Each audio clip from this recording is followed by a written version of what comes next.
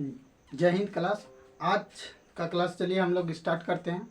आज मैं आप लोगों को प्रकाश चैप्टर के बारे में कुछ इन्फॉर्मेशन देंगे। ये चैप्टर क्लास 12th के लिए भी इम्पोर्टेंट है और क्लास 10th के लिए भी इम्पोर्टेंट है।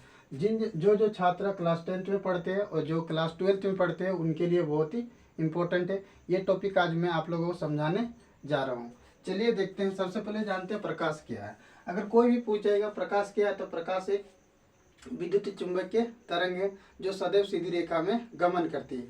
इसी प्रकाश के माध्यम से हम किसी वस्तु को देख पाते हैं। अगर प्रकाश नहीं रहेगा कुछ पल के लिए तो हम लोग को कैसा एहसास होता है, लग रहा कुछ भी नहीं है। तो अगर दैनिक जीवन में सुबह से लेकर शाम तक या दिन भर रात भर हम लोग के लिए लाइट कितना इम्पोर्टेंट है वो तो सभी जानते ही है। तो प्रकाश क्या है? तो प्रकाश एक विद्युत चुंबकीय तरंग है। यह सदैव सीधी रेखा में गमन करती है। इसका अगर कोई बोलेगा जो इसका तरंग का जो चाल कितना होता है, तो इसका तरंग का जो चाल होता है 3 लाख किलोमीटर प्रति सेकंड स्क्वायर। निर्वात में या वायु में अगर बोलेगा इसका प्रकाश का चाल कितना होता है तो 3 लाख किलोमीटर प्रति सेकंड। इसका तरंग का जो रेंज होता है ना, अगर कोई दृश्य प्रकाश का जो रेंज होता है 4000 एंगस्ट्रॉन से लेकर 7000 एंगस्ट्रॉन। अगर हम किसी वस्तु को देख पाते हैं सुस्पष्ट तो उस प्रकाश का रेंज कितना होगा? तरंग का 4000 से लेकर 7600 एंगस्ट्रॉन के बीच होगा। इसके बाद हम देखते हैं प्रकाश के परावर्तन के नियम, और प्रकाश के परावर्तन के नियम को जानेंगे और प्रकाश का परावर्तन क्या होता है। प्रकाश का 2 ही घटना होता है, प्रकाश का परावर्तन, दूसरा प्रकाश का अपवर्तन। चलिए हम लोग प्रकाश का परावर्तन के बारे में जानते हैं। तो प्रकाश का परावर्तन क्या है? तो सबसे पहले प्रकाश का परावर्तन के जान लेते हैं। जब कोई प्रकाश किरण किसी सतह पर टकराती है, टकराने के पश्चात वापस उसी माध्यम में लौटने की घटना को क्या कहते हैं? प्रकाश का परावर्तन। प्रकाश का परावर्तन का मुख्य 2 प्रकार का होता है, एक नियमित परावर्तन, एक होता है अनियमित परावर्तन। जब कोई प्रकाश किरण किसी चमकीली सतह पर टकराती है, टकराने के पश्चात पुनः वापस जितना प्रकाश किरण भेजते हैं उतना प्रकाश किरण वापस लौट जाती है और एक नियमित घटनाओं के साथ अगर घटित होती है तो उसको नियमित परावर्तन बोलते हैं। इसके लिए सतह क्या होना चाहिए?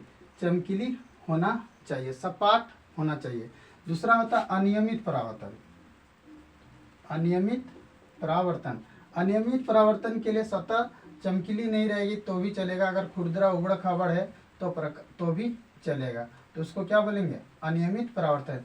जैसे अगर देखें तो देखिए चित्र में, ऐसे अगर कोई भी खुरदरा सतह रहेगा, ऐसे प्रकाश किरण गिरेगा, ऐसे चलेगा, तो ये क्या कहलाएगा? एक अनियमित परावर्तन। इसकी दिशा निश्चित नहीं होता है। चलिए हम प्रकाश का परावर्तन के बारे में जानते हैं। तो प्रकाश का परावर्तन के लिए सबसे पहले एक सपाट सतह लेंगे जिसके नीचे क्या होना चाहिए? पेंट किया हुआ रहना चाहिए। अब सबसे पहले देखते हैं प्रकाश का परावर्तन में जिसे हम जो पेंट किया हुआ सतह लेंगे, या तो कांच का ले सकते हो, कोई भी सतह लेते। जो सतह लेते इसका नाम क्या है? परावर्तक सतह। जब प्रकाश किरण को इस सतह पर गिराते हैं, यानी जिस प्रकाश किरण को इस परावर्तक सतह पर भेजते हैं उसे अपतित किरण कहते हैं, तथा प्रकाश किरण टकराने के बाद वापस उसी माध्यम में पूरा का पूरा लौट जाती है तो उसे क्या बोलेंगे? परावर्तित किरण। तथा अपतित किरण और परावर्तित किरण को दोनों को अलग करने के लिए काल्पनिक रेखा खींचेंगे। इस काल्पनिक रेखा को हम लोग क्या बोलेंगे? अभिलंब। बोलेगा अभिलंब क्यों कौन को है? तो OM क्या है? अभिलंब। अपतित किरण अगर बोलेंगे तो क्या बोलेंगे? AO अपतित किरण। परावर्तित किरण क्या है? OB परावर्तित किरण। तथा XY एक परावर्तक सतह है। O क्या है? अपतन बिंदु, जहाँ पर संपूर्ण घटनाएं होती है। प्रकाश का परावर्तन का मुख्य 2 नियम है। तो अगर कोई प्रकाश किरण परावर्तित हो रहा है तो उसके लिए 2 नियम है। इसका अपतित किरण, परावर्तित किरण, अभिलंब तथा अपतन बिंदु सभी क्या होगा? एक ही तल पर उपस्थित होगी या मौजूद होगी। दूसरा नियम क्या है? अपतन कोण का मान और परावर्तन कोण का मान सदैव बराबर होती है। अब अपतन कोण किसको बोलते हैं? अपतित किरण तथा अभिलंब के बीच बने कोण को क्या बोलेंगे? अपतन कोण। इसे इंग्लिश में इंसिडेंट एंगल बोलते हैं, इसलिए आई द्वारा सूचित किया जाता है। इसी तरह परावर्तित किरण तथा अभिलंब के बीच बने कोण को क्या बोलेंगे? परावर्तन कोण। इसे इंग्लिश में रिफ्लेक्टेड एंगल बोलते हैं, इसलिए आर द्वारा सूचित करते हैं। इसीलिए एंगल आई इक्वल टू क्या होता है, एंगल आर।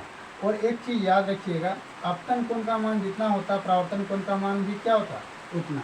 अगर अपतन कोण का मान 30 डिग्री हो तो परावर्तन कोण का मान भी क्या होगा, 30 डिग्री। अपतन कोण का मान 40 डिग्री तो परावर्तन कोण का मान भी 40 डिग्री। ये सभी क्या होगा, आपस में बराबर। चलिए आज के लिए इतना ही, धन्यवाद। नेक्स्ट क्लास कल करते हैं।